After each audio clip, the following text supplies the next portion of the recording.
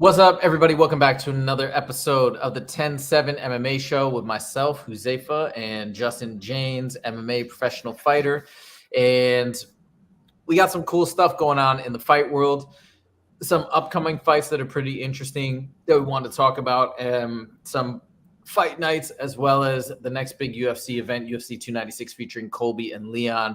So I thought we could start with this big UFC 296 event. Just do a little prediction. There's tons of amazing fights on the UFC 296 card. We're going to get to those later on as we get closer to the event. But I thought today we could just start with a quick little preview of Colby versus Leon, and then we're going to jump into some other fights that are coming up this weekend and next.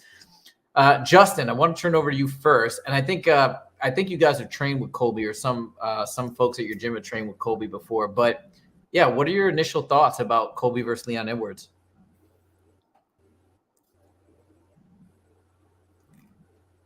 I think it's a great matchup for Colby. You know what I mean? Leon Edwards is super tough. He's the champ. But Colby's relentless pace and that wrestling grind, I really think is going to make the difference in this. This is going to have a great fight buildup. You know, Colby's going to be Colby. He's going to be talking his shit. Leon, keep him off. Leon Edwards is going to have to keep his back off the fence to win this fight. I mean, it's just time and time again. It's a prio. His nonstop wrestling, his grappling. I think it's going to be too much for Leon Edwards. Oh, interesting. Okay. Okay. So you know me, I like to take the psychological kind of perspective, and obviously you have more of the expertise on the fighting style, matchups, and whatnot. I am leaning towards Leon, and I'll tell you why. It's purely based on listening to Leon in his interviews and seeing how overwhelmingly confident he is. He was the exact same way in Usman. I felt like there was no flex. It was just him being that, like, he'd almost laugh when you'd say, like, Usman thinks he's going to dominate you, or Colby thinks he's going to win. And he just kind of like he sincerely thinks it's funny. And that confidence in his skill set and his ability, plus his ability to kind of like fight off the takedowns and really negate the wrestling against Usman, is making me think actually he's going to have a stronger shot. And by the way, if you compare Colby's striking and Usman's, would you say it's definitive that Usman is better striking than Colby, or would you disagree with that? I mean, I'd say he's definitely better. I mean, you look at his resume of, you know, he has knockouts on his record on his feet. You know, he knocked out Masvidal viciously with the right hand. And, you know, I haven't really seen Colby do that. I mean, can you think of any instance threatening his opponent with his hands? It's more he's throwing his hands to set up his takedown. I would have to say Usman's a better striker. You know, Leon Edwards is just going to have to come in and really work on that defense and getting off the cage and being able to survive that.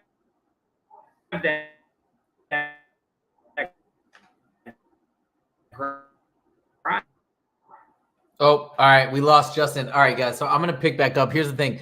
Justin is dealing with some computer and phone issues. His phone died, which is where he normally takes the calls. So he's using his computer, and I know it was having some issues. So I'm just going to kind of keep going and give you guys my thoughts. And thank you, everybody, for joining. We got people on the stream, you know, not many, but we're growing and we're working. And I want to update you guys too. We're doing the show now every Monday, every Friday. We're going to update the YouTube page background to let you know it's going to be 1:20 p.m. PST in general. We just had a couple delays today, but in general, it's going to be like clockwork. All right. So it sounds like Justin is leaning towards Colby in this fight. I'm going to say that I'm picking Leon, and it's again that confidence issue. Now, does that mean I'm a bigger fan of Leon than Colby, or vice versa? I actually would love to see Colby win. I think if Colby won, it would be incredible for the division. I think that there would be amazing matchups in terms of like Colby. I mean, like, you can imagine this, right? For example, Colby winning and then Islam winning his next fight, or Islam coming up and wanting to challenge Colby, that would be an insane fight, because again, Colby's not gonna hold anything back. The pressure's gonna be crazy. It's gonna be an amazing buildup, and those guys don't play. Islam doesn't play, right? So that would have a potential to be like another, maybe not as big, but another Conor Khabib. So I would love to see Colby win just from the theater element of everything that could be going on, but I'm feeling like Leon is going to take it, and I'm a big fan of Leon, and I love his fighting style. I love to see his striking, and I'm really impressed with his takedown defense and the strides he made in wrestling and taking down Usman. So I think it's going to be really cool. All right, so Justin, we'll try again to pass it back to you here, but it was pretty choppy last time in terms of the commentary, so we'll try again. And if it's just the issue of the laptop, then people are gonna have to just hear me go on and on about my opinion. So we're gonna move on to the next fight. The next fight I want to talk to you about is Chase Hooper this weekend versus Jordan Leavitt. So I know there's it's not even the main event, but it was the one fight this weekend that stood out to me, and a fight that I'm really excited about. I listened to a lot of Chase Hooper's interviews. He's super young, but very, very wise, extremely intelligent. And I love this matchup from the perspective of like, it's two kind of self-proclaimed, self-admitting nerdy guys. It's just so funny. Like you would not think either of them would smoke somebody in a fight, but they're both really, really, really strong grappling games. And Jordan Leavitt, if you guys remember, he lost to Paddy Pimblett recently. I think Chase Hooper just came off a loss. But Justin, I want to turn it over to you. And the reason why I want to talk about this fight is Chase Hooper has moved up from featherweight to lightweight, and he was talking about the difficulties that he was dealing with that weight cut, and how he's been feeling way better during this camp. He's been able to spar all the way through. He's not just having to manage his weight. He's actually been doing some like really good training. I think he was telling a story in one interview or media day interview where he was like taking what was it? It was like packs of honey or something, like just so he could go train for an hour but still stay on the weight cut. What type of impact is that going to have when you're like so close on featherweight and it's such a struggle, and then you move up and now you're properly hydrated? How much do you think that's going to impact his fighting ability?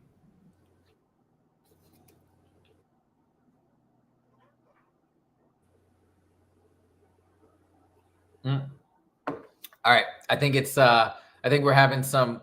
Hey, say that. Yeah, could you hear again? Go Jose, if I just lost you on that last second.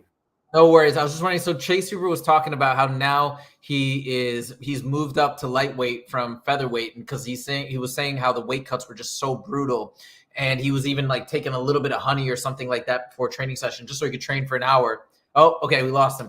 All right, we're going to continue on for the rest of the show, and I'll just kind of run it through solo. I'll tell you, I don't really have a strong pick. I know the odds makers are picking Chase Hooper, and I think he's gotten pretty good odds for this fight.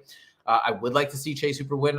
I do like Jordan Leavitt, but I really like to see Chase Hooper. I always get really excited when we have very young guys early on in their career, because they just have so much runway, and you can really see them have so many fights and be so dominant. So it's pretty exciting to see that. We'll check that out. All right.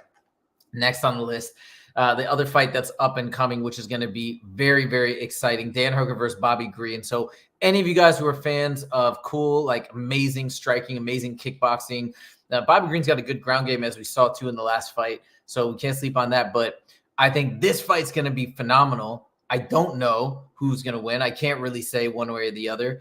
But I'm kind of leaning. I'm kind of pushing for Dan Hooker in this fight. If I had to choose, there are two fighters that are big fan favorites, two fighters that I enjoy a lot in terms of their fighting styles. But I would like to see Dan Hooker win. I would like to see him rise one more time to the top and get one more crack at the title shot. I think he's a very good fighter. Justin, I'd love to hear your thoughts, but I think Dan Hooker's a really good fighter, really underrated, was really written off after some of those recent losses, but I think is on an amazing comeback and win streak. And I think he's still got the ability. I mean, we remember not too long ago, he almost beat Dustin Poirier not too long ago.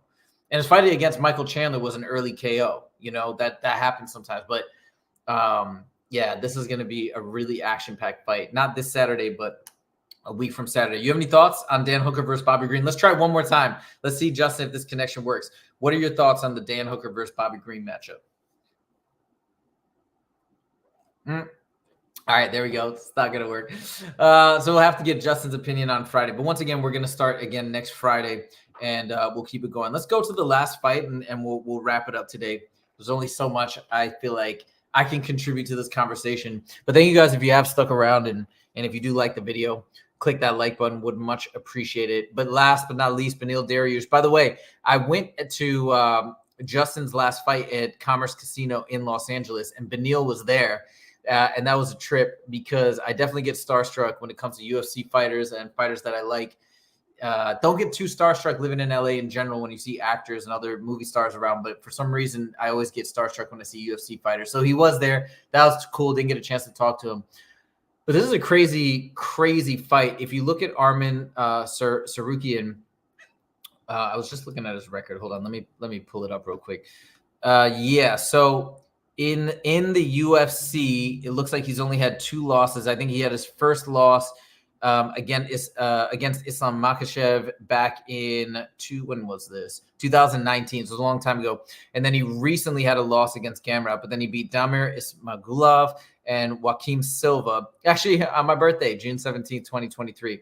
This is a dangerous fight. I find it pretty interesting. I'm really curious to see what's going to happen. I do believe in Beneil. I do think he's going to take down and get the victory against Arman, kind of like he did when he also fought Gamrot. And I think he'll be right back in title contention.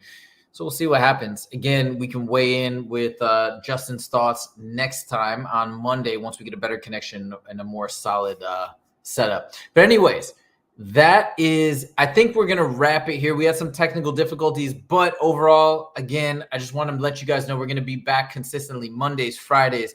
So I want to at least complete some semblance of the show, even though we're having some issues. But thank you guys so much for joining. If you're catching it late, if you could click that like button or leave a comment or a question or anything like that, that'd be amazing. We're updating the logo and the background of the YouTube channel page probably by early next week. So that's pretty exciting. And that's that. All right. Thank you guys so much for joining, and we will see you in the next video. Take it easy.